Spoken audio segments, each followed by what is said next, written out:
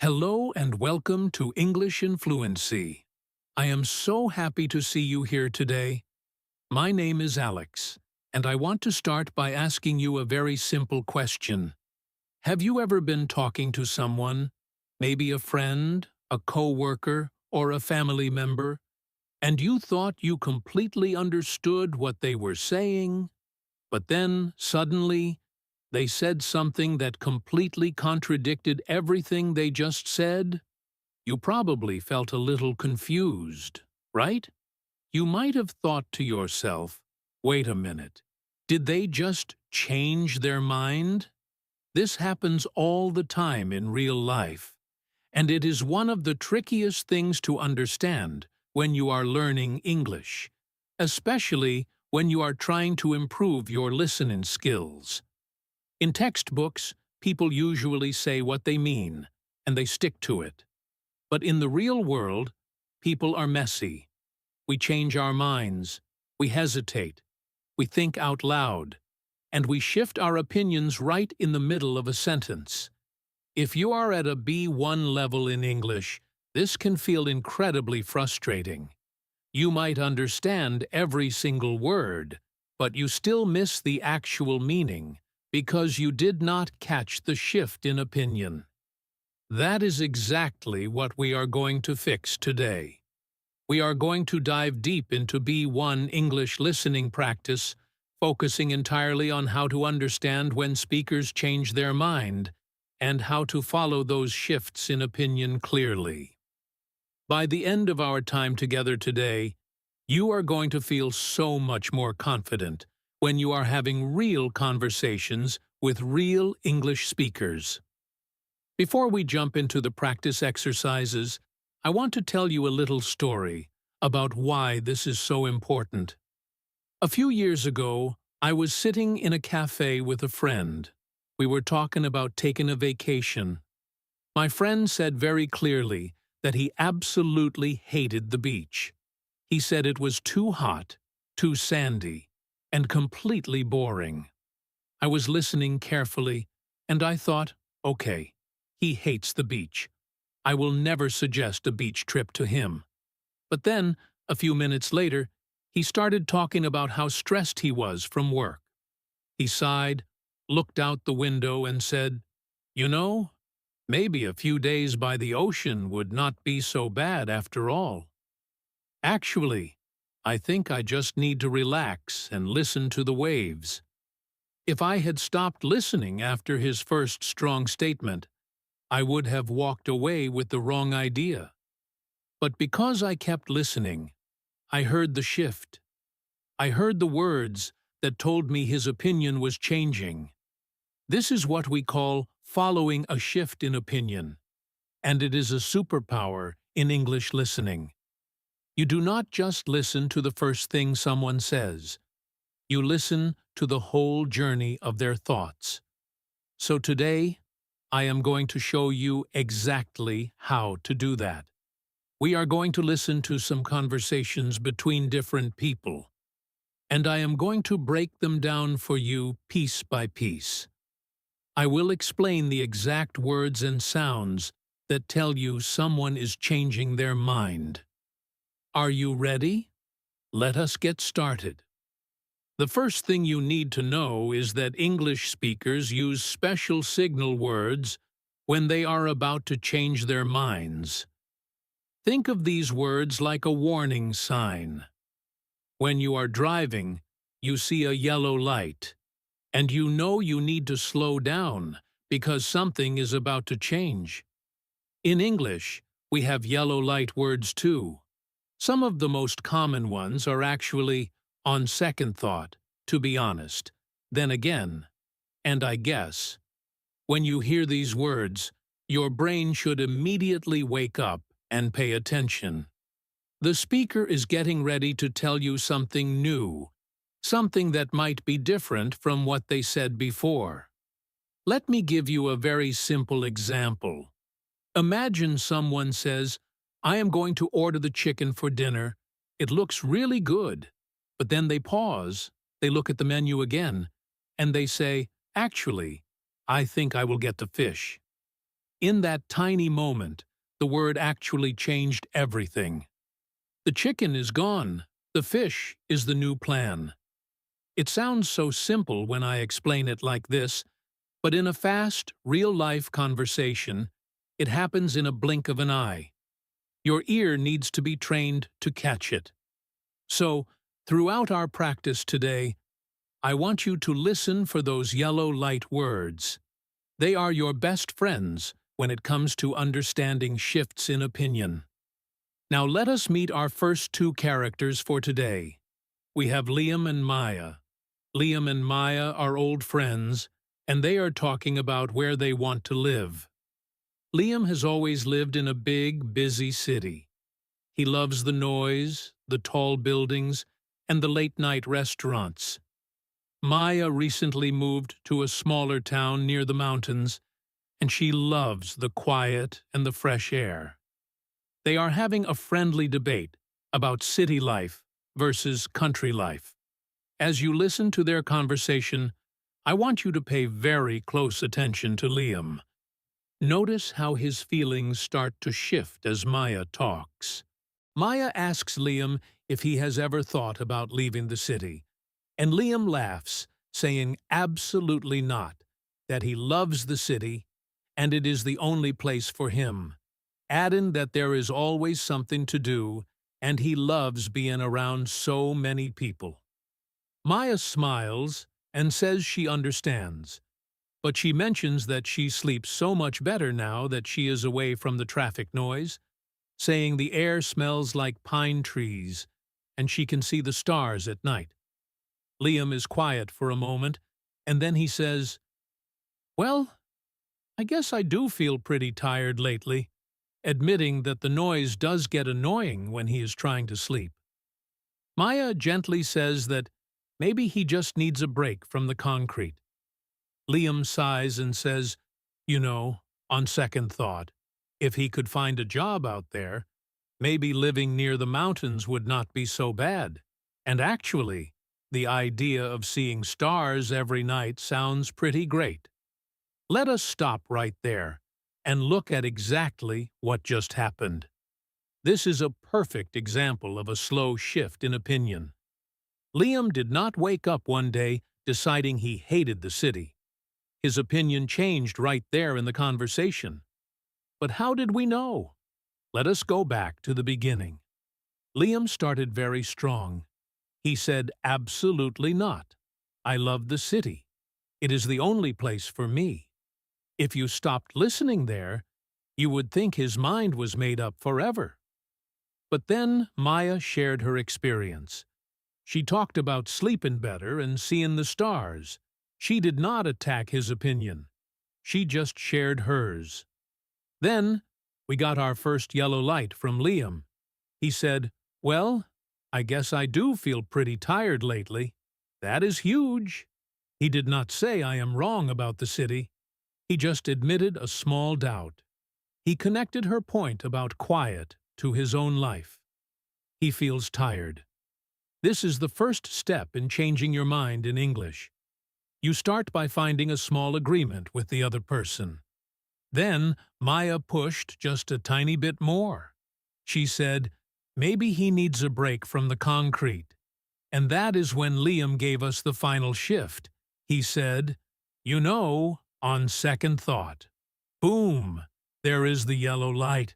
On second thought means I am thinking about this again, and I am changing my conclusion. He followed it up with, actually, the idea of seeing stars sounds pretty great. He went from absolutely loving the city to thinking the mountains sound pretty great, all in about 2 minutes. When you are practicing your listening, you have to follow that whole journey. Do not just grab the first sentence and run with it. Listen for the well, the I guess, the on second thought, and the actually. Those words tell you the real truth of how the person feels at the end of the conversation. Let us move on to another example, because the more you hear this, the easier it becomes. This time, we are going to listen to two co-workers, Sam and Chloe. They are on their lunch break at work, and they are talking about food and diets. Sam is a very traditional eater. He loves meat, potatoes, and fast food. He is not a fan of healthy eating trends. Chloe recently started eating a plant-based diet, which means she does not eat meat or animal products. They are having a casual chat, but Sam is feeling a little defensive about his food choices. As you listen, try to hear how Sam's attitude changes from defensive to curious, and finally, to open-minded. Chloe is eating a big salad, and Sam looks at it and says he could never eat like that he needs real food, adding that a salad is just rabbit food, and it does not fill you up, insisting he would be hungry again in an hour. Chloe laughs and says she actually feels more energetic now, and she is never hungry because she eats a lot of beans and nuts. She tells Sam that her joint pain completely went away after she stopped eating meat. Sam looks a little surprised and asks if her joint pain is really gone. Chloe nods and says yes, it is because of the inflammation in meat.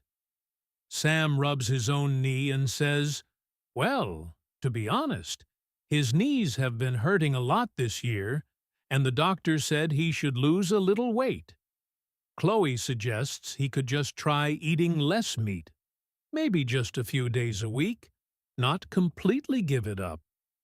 Sam thinks about it and says, then again, he does not want to give up his weekend burgers, but maybe, just maybe, he could try a salad for lunch a couple of times a week, adding that actually, that does not sound like a terrible idea. Let us break down Sam's shift in opinion, because it is a little different from Liam's. Sam did not completely change his mind about being a vegetarian. He still wants his weekend burgers. But his opinion shifted from thinking healthy food is terrible to thinking it might be worth a try. That is a very common type of shift in real life. People rarely do a complete 180-degree turn. They usually just move a few steps in a new direction. So, how did Sam signal this shift? First, Chloe gave him new information that mattered to him. She did not talk about saving animals or the environment. She talked about joint pain going away. That hit a nerve with Sam because he has knee pain. When he said, really, your joint pain is gone, that was the beginning of the shift. His curiosity was sparked. Then he admitted his own problem. He said, well, to be honest, my knees have been hurting. The phrase to be honest is a classic yellow light word. It shows he is dropping his tough guy act and being vulnerable about his health. Then he hit a roadblock. He said, then again, I do not want to give up my weekend burgers. Then again is another beautiful phrase. It means, I see your point, but here is the problem. It shows he is weighing two different opinions in his head. Finally, he arrived at his new opinion. He said, actually, that does not sound like a terrible idea. When English speakers say something does not sound like a terrible idea, it is a very casual, slightly funny way of saying, I agree with you now. If he hated the idea, he would have said, that sounds terrible. But adding the word not changes everything. So, by listening to Sam's journey from rabbit food to not a terrible idea, you understood exactly where he stands. You did not just hear his first sentence and assume he will never eat a salad. You followed the twists and turns of his mind. I want to take a moment here to talk about the tone of voice, because words are only half the story when you are listening to English. If you are using this audio for listening practice, close your eyes and just listen to the rhythm. When people are confident in their opinion, they speak quickly and clearly. But when they are changing their minds, when they are unsure, their voice changes. They speak slower. They use filler words like, well, and like. They pause. In the conversation with Liam, did you notice how he got quiet for a moment before he agreed with Maya? That silence is part of the language. In Sam's conversation, his voice probably got a little softer when he said, well, to be honest. He was not shouting his opinion anymore. He was thinking out loud. When you practice B1 listening, do not just listen for the vocabulary. Listen for the music of the sentence.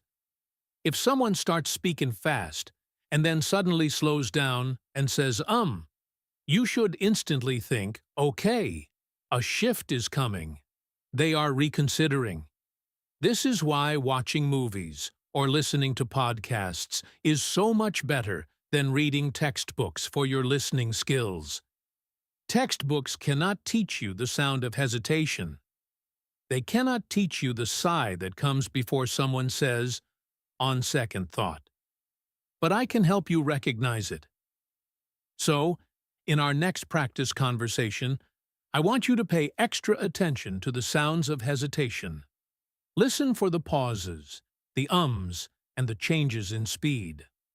Now, let us listen to Ben and Olivia. Ben and Olivia are a married couple, and they are talking about buying a new car. Ben is very stubborn. He thinks the only good car is a big, fast, expensive sports car. Olivia is much more practical. She wants a safe family car that gets good gas mileage. They have been arguing about this for days, and Ben is getting a little frustrated. Listen to how Olivia handles the situation, and listen very carefully to the exact moment Ben's stubborn wall starts to crack. Ben crosses his arms and tells Olivia that they are buying the sports car, insisting it looks amazing, drives fast, and will make him happy, adding that they do not need a boring family car right now. Olivia stays calm and says she knows he loves the sports car and that it is a beautiful car, but she reminds him that they are planning to have a baby next year, asking where they will put the car seat. Ben waves his hand and says they will figure it out and can just put it in the back. Olivia shakes her head gently and says she went to the dealership yesterday and looked at the sports car, revealing that the back seat is tiny, so tiny that you cannot even fit a regular grocery bag back there, let alone a baby's seat. And she adds that the insurance is going to be incredibly high. Ben looks at her and asks if the back seat is really that small.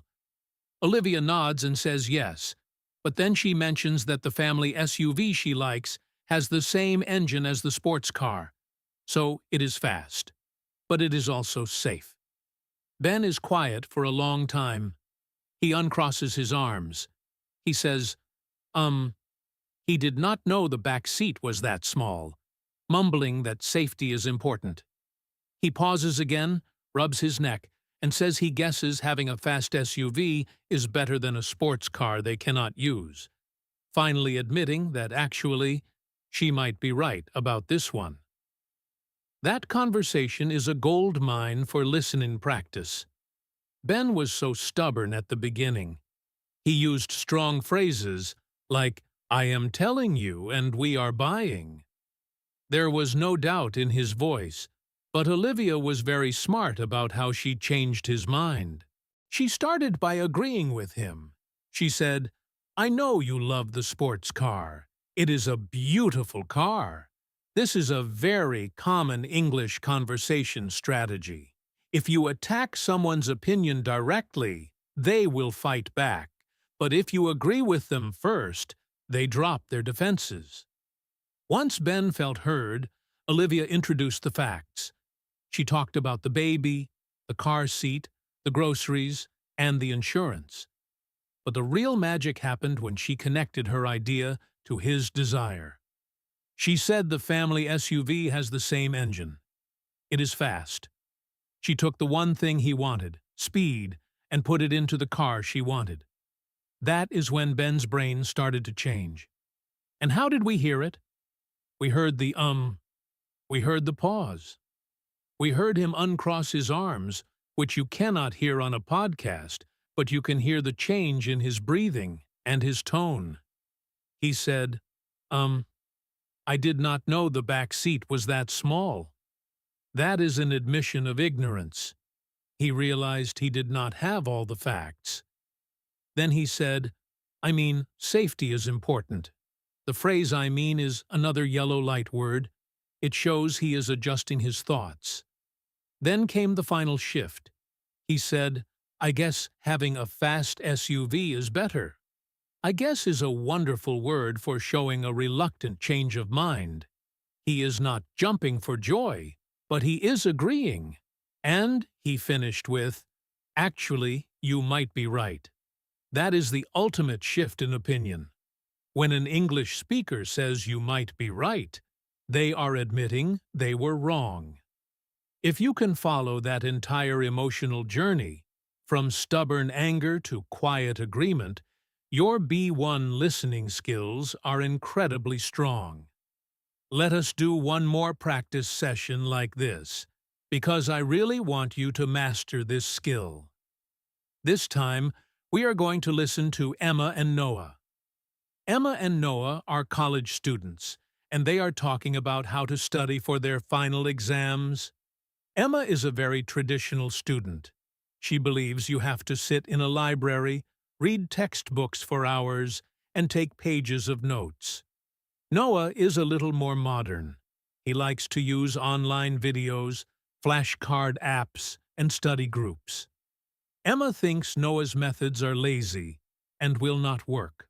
Listen to how Emma's opinion shifts as Noah explains his process.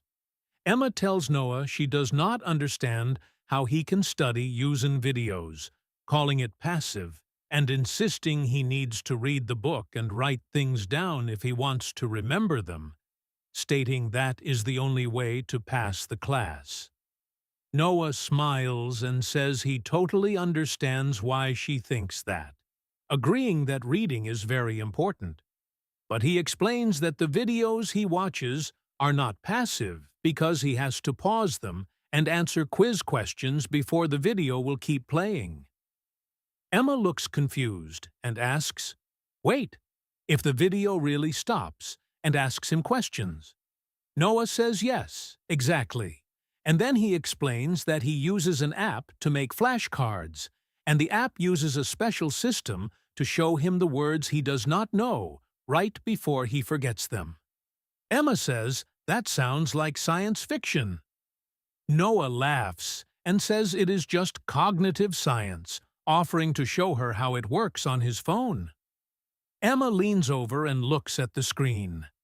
After a minute, she sits back and says, that is actually really smart. Admitting that while she still thinks reading is important, then again, maybe she is just wasting time writing notes that she never looks at again, concluding that, to be honest, she might try that app for her biology class. Let us analyze Emma's shift, because it shows a very mature way of changing your mind. Emma started with a very strong prejudice. She called Noah's method passive and said it was the only way to pass the class. But notice how Noah handled it. He validated her. He said, I totally understand why you think that. He did not say she was stupid. He just introduced a new fact. He told her the videos have quizzes. This surprised Emma. Her reaction was, wait, the video stops and asks you questions? The word wait is a huge listening cue. When someone says wait in the middle of a conversation, it means their brain just encountered something unexpected. It is the sound of a shifting opinion. Then Noah showed her the app. Seeing is believing. And then Emma gave us a beautiful string of yellow light words. She said, that is actually really smart. The word is a sound of realization. Then she said, I mean? Then she said, but then again. And finally, she said, to be honest. In just a few seconds, she used 4 different phrases that signal a change in thought. She also did something very interesting at the end. She said, I still think reading is important. When people change their minds in English, they often try to hold on to a piece of their old opinion. They do not want to admit they were completely wrong. So they say, I still think this, but I also think that. This is called qualifying an opinion. As a listener, you need to understand that when someone says, I still think, their main point is usually what comes after the word but. Emma still thinks reading is important, but the real news is that she is going to try the app. The shift has happened. If you only listened to her first sentence about the library, you would think she is closed-minded. But by following her shift, you see she is actually very open to new ideas. Now that we have looked at all these examples, I want to give you some general tips for your everyday English listening. When you are watching a movie, a YouTube video, or talking to a native speaker, keep these ideas in the back of your mind. First, never lock in the first thing someone says. In English, the first statement is often just an opening position. It is like placing a chess piece. The real game happens over the next few minutes as they talk it out. Second, train your ears to perk up at the sound of hesitation. When you hear, well, wait, or treat it like a bell going off. It means the speaker is processing new information. Third, memorize the yellow light phrases we talked about today. Actually, on second thought, to be honest, then again, I guess, and I mean. If you hear these phrases, the next sentence out of the person's mouth is going to be their new, updated opinion. Finally, listen for the tone of voice. Confidence sounds fast and loud. Changing your mind sounds slow, quiet, and full of pauses. If you combine all these skills, you will stop being surprised when people change their minds. Instead, you will be able to predict it. You will be sitting there thinking, oh, here it comes. They are going to say on second thought. And when you can do that, you are no longer just understanding English words. You are understanding English people. And that is the true definition of fluency. I also want to remind you that changing your mind is not a sign of weakness. Sometimes students feel like if they change their mind in a conversation, they will look foolish. But in English-speaking cultures, changing your mind when you hear a good argument is seen as intelligent and open-minded. It shows you are listening. So, when you are speaking English, do not be afraid to use these phrases yourself. If you are talking about a movie and you say, I thought the movie was boring, but then again, the ending was really surprising. Actually, I liked it. That sounds incredibly natural. It sounds exactly like a native speaker. The more you use these phrases in your own speaking, the easier it will be to hear them when other people use them. Listening and speaking are connected. They are two sides of the same coin. So practice saying, well, I guess, and on second thought out loud when you are alone. Get your mouth used to the physical feeling of saying these words. It will train your brain to recognize them instantly when you hear them in a conversation. I want to take everything we just talked about and push it a little bit further, because understanding a simple shift in opinion is great, but real life is sometimes a bit more complicated than that. When you reach a B1 level, you are moving past the basics, and you are starting to encounter situations where people do not just change their minds once, but they might change their minds back again, or they might change their minds in a very subtle way, just to be polite. This is what I like to call the hidden shift. Sometimes, English speakers will pretend to change their mind just to end an argument or to make someone else feel good. But if you listen closely to their tone, you can tell they are not really convinced. Learning to hear the difference between a genuine change of mind and a polite, fake change of mind is an incredibly powerful skill. It will save you from a lot of confusion, and it will help you understand the true feelings of the people you are talking to. Let me give you an example of what I mean. Imagine you are at a restaurant with a friend. You want to get pizza, and your friend says they really want sushi. You talk about it for a few minutes. You explain that the sushi place is too far away, and you are really hungry right now.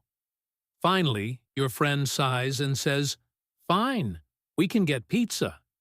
Now, if you just listen to the words, you think, "Great, they changed their mind. We both want pizza now." But if you listen to the tone of voice, it sounded completely different. They sighed. They said fine in a flat, quiet voice. They did not use any of our happy yellow light words like actually or on second thought. They just gave up. In this case, their opinion did not really shift. They just surrendered to your idea.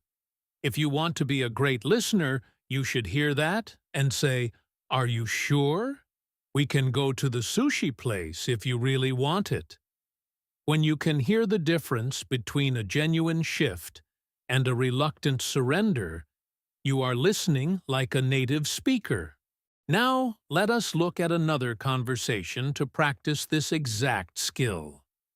We are going to meet two new people, Ethan and Sophia. Ethan and Sophia work together in a busy office, and they are trying to plan a launch party for a new product. Ethan is very excited. He wants to rent a beautiful rooftop bar downtown, invite 100 people, and have a live band. He thinks it will make the company look very impressive. Sophia is the project manager, and she is looking at the budget. She knows they do not have enough money for Ethan's big party. She wants to have a small, simple lunch in the office conference room with just the team. As you listen, pay very close attention to how Ethan reacts when he realizes his big dream is not going to happen. Listen for the hidden shift. Ethan is pacing around the office, waving his hands and saying this rooftop party is going to be legendary, insisting everyone in the industry will be talking about it and that they have to do it. Sophia is sitting at her desk, looking at her computer screen, and she tells Ethan she ran the numbers this morning, explaining that the rooftop bar costs $5,000 just to rent the space. The live band is another $2,000, and they only have $3,000 total for the event. Ethan stops pacing and asks, "Wait, if $3,000 is really it?" Sophia nods and says yes, that is the entire budget from the directors, adding that they cannot even cover half of the rooftop. Ethan looks deflated. He sits down in a chair, rubs his face, and is quiet for a long time. Then he says, "Yeah," he supposes they could just do the office lunch thing, muttering that if that is all the money they have, he guesses they do not have a choice. Let us pause and look really closely at Ethan's reaction. Did his opinion genuinely change? Does he suddenly think the office lunch is a great idea? No, not at all. He still wants the rooftop party. But he realized it is impossible. So he used a very specific type of language to show that he is giving up, not changing his mind. He said, "I suppose we could just do the office lunch thing." The word suppose is a massive clue here. When an English speaker says, "I suppose," it means I am agreeing, but I am not happy about it. It is a very reluctant agreement. Compare that to the word "actually." If Ethan had said, "Actually, the office lunch sounds like a great idea," that would be a genuine shift. But he did not say that. He also said, "I guess we do not have a choice." When someone says they do not have a choice, they are telling you that they are being forced into this opinion. They are not convinced by your argument. They are just beaten by the rules. As a B1 listener, you need to hear the difference. If you hear "I suppose" or "I guess," your brain should tell you, "Okay, this person is agreeing to the plan, but their heart is not in it. They are probably still a little sad or frustrated." If you were Sophia, hearing that, you might want to say something kind to make him feel better, like, "I know it is not the rooftop, but I will make sure we get really nice food for the office lunch." That is how you use your advanced listening skills to build better relationships. Let us move on to another type of shift that happens all the time. I call this the boomerang shift. A boomerang is a toy that you throw, and it flies far away, but then it comes right back to you. Sometimes, people's opinions do exactly the same thing. They start with an opinion, they hear a new idea, they shift their opinion toward the new idea, but then they think about it for a second more. And boomerang, their opinion goes right back to where it started.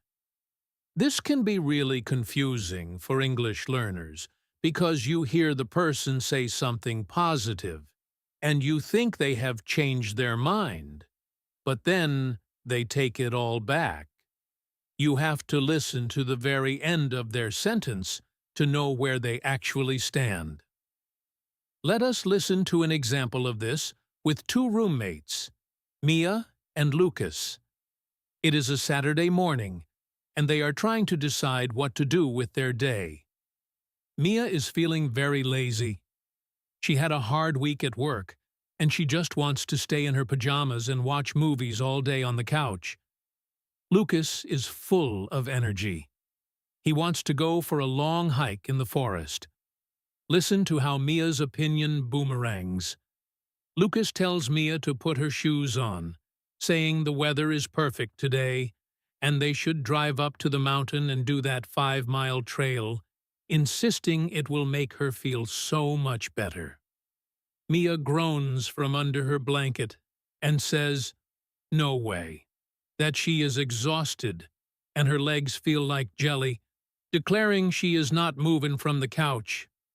Lucas says, but she always says she wants to get in shape, adding that the fresh air will clear her head and that sitting inside all day will just make her feel more tired. Mia peeks out from the blanket and says, he might have a point," admitting that, actually, some fresh air could be nice, and she does not want to be lazy all day. Then she stops. She looks at the window and sees that it is actually a little bit cloudy and windy outside. She pulls the blanket back over her head and says, "Then again, it looks kind of cold out there, and since her favorite show just released a new season, she is going to stay there and hike with him next weekend." That is a classic boomerang shift, and it is so important to catch the end of it. Let us break it down step by step. Mia started with a strong opinion. She said, "No way, I am not moving from this couch." Then Lucas made a good point about fresh air clearing her head. And look what happened to Mia. She said, you might have a point. Actually, some fresh air could be nice. If you had to leave the room right then and make a decision based on what you heard, you would probably say Mia is going hiking. She used the word actually. She agreed with Lucas. She sounded convinced. But she was not finished thinking. She looked out the window. She processed some new information, the cold wind, and she used the magic boomerang phrase. She said, "Then again." Then again is the phrase that brings the opinion back to the start. It means, I was just thinking about agreeing with you, but I just remembered why my original idea was better. She followed it up by stating her original opinion again. She is going to stay on the couch. If you stopped listening after the word actually, you would have completely misunderstood the final outcome. This happens in business meetings, in family discussions, and in friendships all the time. People think out loud. They test an idea by saying it, they feel how it sounds, and sometimes they reject it. So, the golden rule of B1 listening is to never decide what someone thinks until they stop talking completely. Wait for the final period at the end of their sentence. If a boomerang phrase comes, you will be ready for it. I want to share one more secret with you about listening to shifts in opinion. It is not just about the words, like actually, and then again. It is also about listening to the grammar of the sentence change. When people are stating a strong, fixed opinion, they usually use the present simple tense. I love the city. I hate salads. I want the sports car. But when they start to change their minds, their grammar often shifts to the conditional tense, using words like would, could, or might. Let me show you what I mean. If I say, I am going to buy the red shirt, that is a fixed opinion. But if I say, well, I guess I could buy the blue shirt, the word could changes everything. It means I am opening my mind to a possibility. It is no longer a certainty. In Sam's conversation about the salad, he did not say, I will eat a salad. He said, I could try a salad. That tiny grammatical shift shows you that his mind is moving. In Ethan's conversation about the party, he said, I suppose we could just do the office lunch. Again, the word could shows that this is not his first choice, but it is now a possibility in his mind. When you are practicing your listening, do not just listen for the vocabulary. Listen for the grammar. When you hear would, could, or might pop into the sentence, it is like a little alarm bell telling you that the speaker's certainty is fading. They are entering the zone of changing their mind. It is a beautiful thing to notice, and it will make you feel so smart when you are watching English movies or talking to native speakers. You will be able to predict what they are going to say next before they even finish their sentence. Let us put all of this together into one final longer practice conversation. This one has a little bit of everything. We have genuine shifts, we have reluctant agreements, and we have a little bit of boomerang thinking. The characters are two friends, Oliver and Hannah. Oliver and Hannah are trying to decide what to do for their friend's birthday. They want to buy her a gift, but they cannot agree on what to get. Oliver wants to buy her an expensive piece of jewelry, like a gold necklace. Hannah thinks jewelry is too impersonal and wants to make a handmade photo album full of pictures of their friend group. Listen carefully to the entire conversation. Try to spot the yellow light words, the hesitant pauses, the conditional grammar like could and would, and see if you can figure out who wins the debate at the very end. Oliver says they have to get her the necklace because it is elegant and classic, and she can wear it every single day, calling it the perfect gift. Hannah shakes her head and says their friend is not really a jewelry person, pointing out that she never wears earrings or rings, and suggesting a photo album would mean so much more because it has their memories in it. Oliver sighs and says, making a photo album takes too much time, explaining they would have to print the photos, buy a nice book, and sit there gluing them in, complaining it is just too much work for a birthday gift. Hannah looks at him softly and agrees that it takes time, but she reminds him of last year when their friend cried because she thought they were drifting apart, emphasizing that she does not care about gold. She cares about them and knowing that they love her. Oliver goes very quiet. He looks down at his hands. He says, he did not think about it like that, admitting that she is right, that their friend is emotional. He pauses, takes a deep breath, and says he supposes they could do the photo album. But then he looks up at Hannah and says, wait, what if they do both? Suggesting they make the photo album, but he buys a small silver bracelet to tie around the outside of the book with a ribbon, so she gets the memories and something shiny. Hannah smiles big and says, oh my gosh, that is actually the most brilliant idea she has ever heard, telling him they should do that right now. Wasn't that a great conversation? Let us unpack it, because it is a masterclass in how real English speakers negotiate and shift their opinions. First, Oliver was very fixed. He used the present simple. We have to get the necklace. It is the perfect gift. No hesitation there. Hannah pushed back, not with anger, but with a fact. She never wears jewelry. Then, Hannah used an emotional argument. She reminded Oliver of a very personal moment. This is a very common way to change someone's mind in English.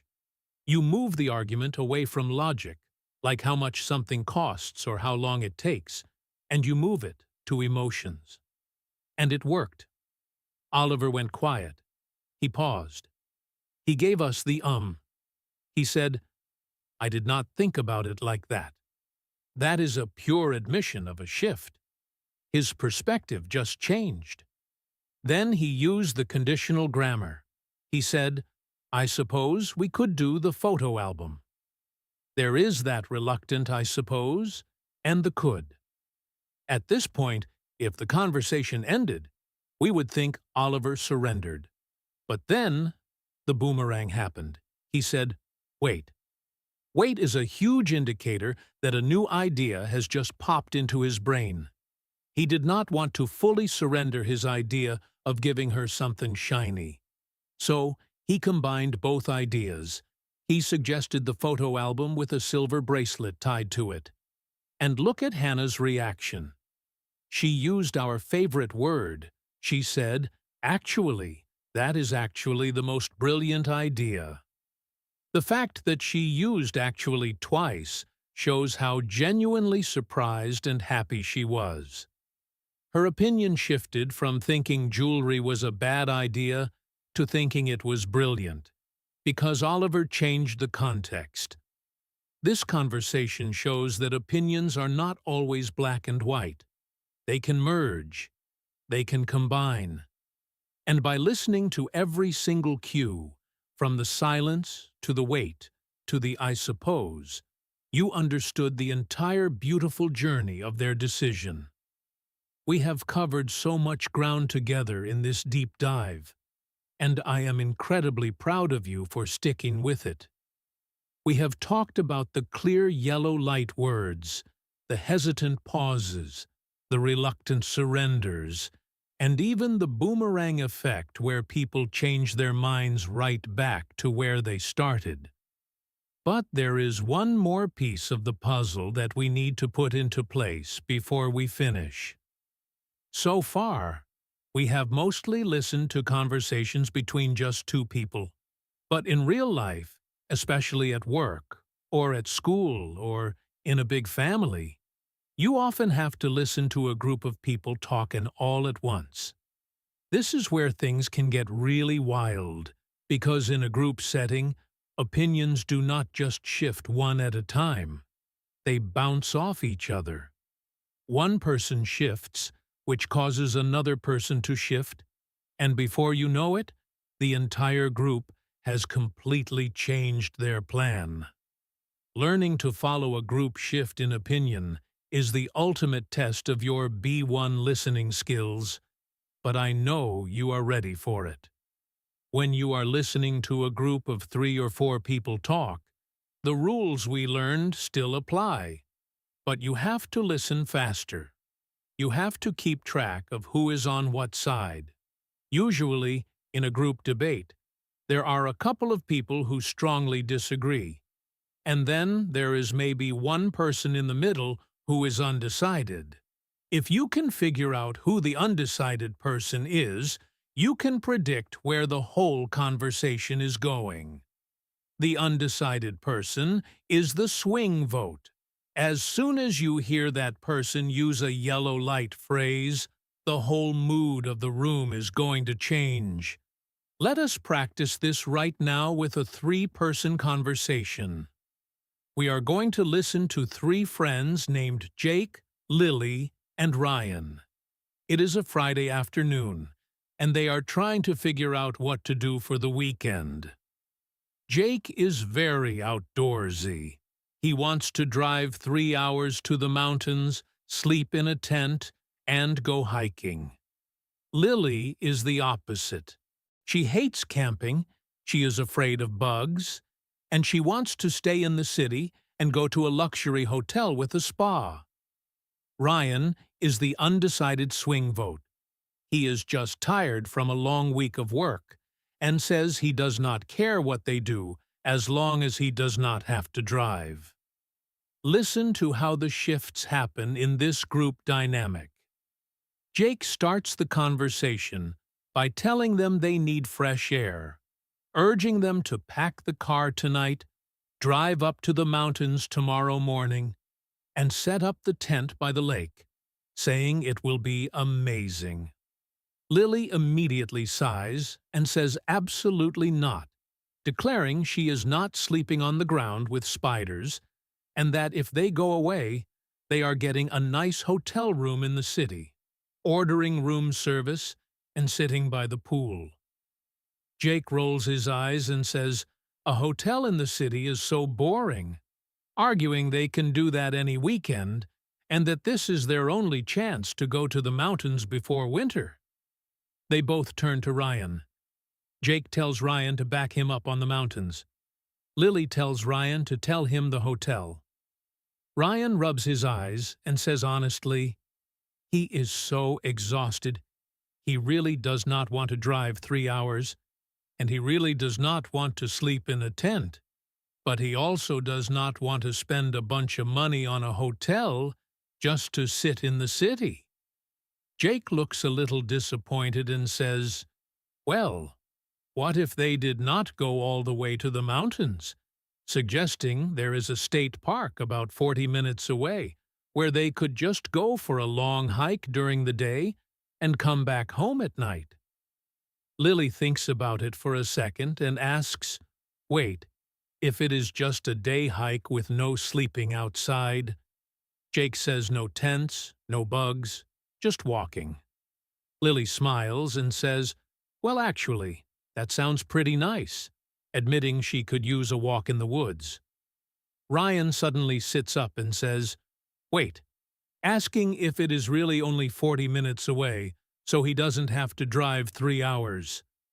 He laughs and says, "You know what? On second thought, he is in," declaring that if they are just driving 40 minutes and coming home to his own bed, he is totally in. Jake claps his hands and says, "Awesome. It is settled."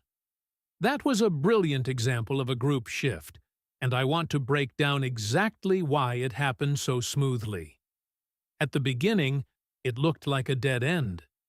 Jake wanted the mountains, Lily wanted the hotel, and they were completely stuck. But Ryan was the key. Ryan did not yell. He did not pick a side. He just stated his limits. He said he was exhausted. He did not want to drive far, and he did not want to spend money. He was giving them the boundaries of what he could agree to. When Jake heard Ryan's limits, Jake's opinion shifted. Jake realized his big mountain trip was not going to work. So, Jake compromised. He used the phrase, "Well, what if we did not go all the way?" And then he used the conditional grammar, saying, "I mean, there is that state park." The phrase "I mean" was his yellow light. He was adjusting his own rigid opinion to fit the group. Once Jake shifted, the dominoes started to fall. Lily, who was totally against the idea of nature, heard the new conditions. No tents, no bugs, just walking. And what did Lily say? She said, "Wait. Remember how powerful the word wait is. It means her brain is processing a new reality." Then she dropped her defensive wall and said, "Well, actually, that sounds pretty nice." She used "actually" to show her genuine shift. Finally, it was Ryan's turn. Ryan had been the tired, grumpy swing vote. But once he realized the drive was only 40 minutes, his entire mood changed. He used our favorite boomerang phrase, "Wait," and then he said, "You know what? On second thought, I am in." In a matter of seconds, the whole group went from a stressful argument to a happy agreement. And if you were in that room, you would have understood every single step of that journey just by listening for the clues. You heard the wait, the "actually," and the "on second thought." You followed the bounce. You followed the group shift. I want to tell you a quick story about how I used this exact skill in my own life when I was learning a second language. I was sitting in a meeting with 3 native speakers, and they were arguing about a project deadline. One person wanted to finish it by Tuesday. Another person said that was impossible and wanted to move it to Friday. The third person was quiet, just like Ryan in our story. The Tuesday person pushed really hard, but the Friday person held their ground. Then the quiet person spoke up. They said, "Well, I suppose we could do Wednesday." The Tuesday person sighed and said, "Actually, Wednesday gives me enough time to fix the errors." The Friday person said, "Then again, Wednesday is better than waiting until Friday." And just like that, the meeting was over. The deadline was Wednesday. Because I had trained my ears to listen for those shift phrases, I did not have to ask anyone what happened after the meeting. I knew exactly how they had negotiated and what the final decision was. I felt so confident. I felt like I was truly part of the group, not just a confused observer. That is the feeling I want for you. I want you to feel like you are inside the conversation, not standing outside looking through a window. As we wrap up this massive listening practice session, I want to leave you with one final piece of advice. Please do not be too hard on yourself when you are practicing. Listening to shifting opinions in real time is hard. It is hard for me, and I have been doing this my whole life. Sometimes people talk too fast. Sometimes they mumble. Sometimes they change their minds without using any yellow light words at all, and you just have to guess based on their tone of voice. That is okay. You do not need to catch every single shift perfectly. If you catch 70% of them, you are doing an amazing job. The goal is progress, not perfection. Every time you turn on a podcast or watch a movie in English, your brain is building new pathways. It is learning the rhythm of the language. It is learning the music of hesitation. Even if you are just washing the dishes and listening to an English conversation in the background, you are learning. Your subconscious is absorbing the patterns. So, make it a habit. Surround yourself with English as much as you can. Let it wash over you. Do not stress out if you miss a word. Just relax, take a deep breath, And listen for the journey of the thought. Listen for the ums, the ahs, the actuallys, and the I guesses. Let the language be messy. Let it be human. I am so incredibly grateful that you chose to spend your time with me today on English in Fluency. My name is Alex, and making these lessons for you is the absolute highlight of my week. I know that reaching a B1 level and pushing toward B2 takes a lot of dedication. It takes courage to keep listening even when it feels difficult. But you are here. You are doing the work. And because you are practicing these specific skills, your listening is going to improve so much faster than someone who is just studying grammar books. You are learning the real secrets of spoken English. Before you click away to watch another video or go about your day, I have one huge favor to ask of you. Please hit that subscribe button and turn on the notifications so you never miss a new lesson from English in Fluency. We have so many more topics to cover together, like how to understand sarcasm, how to follow fast jokes, and how to catch hidden meanings in business meetings. You will not want to miss any of it. I would also love it if you took a second right now to leave a comment down below. Tell me which of the characters from today was your favorite. Was it Liam, who wanted to see the stars? Was it Emma, who realized study apps are actually smart? Or was it Jake, who compromised on the hiking trip? Leave a comment, say hello, and let me know how your listening practice is going. I read every single one, and I reply to as many as I can. Share this video with a friend who is also learning English because practicing together makes it twice as fun. You have the tools now. You know the secret phrases. You know how to listen for the shift. Now go out there and use them. Keep believing in yourself. Keep your ears open. And I will see you in the very next video. Take care, my friends, and keep speaking English with true fluency. Bye for now.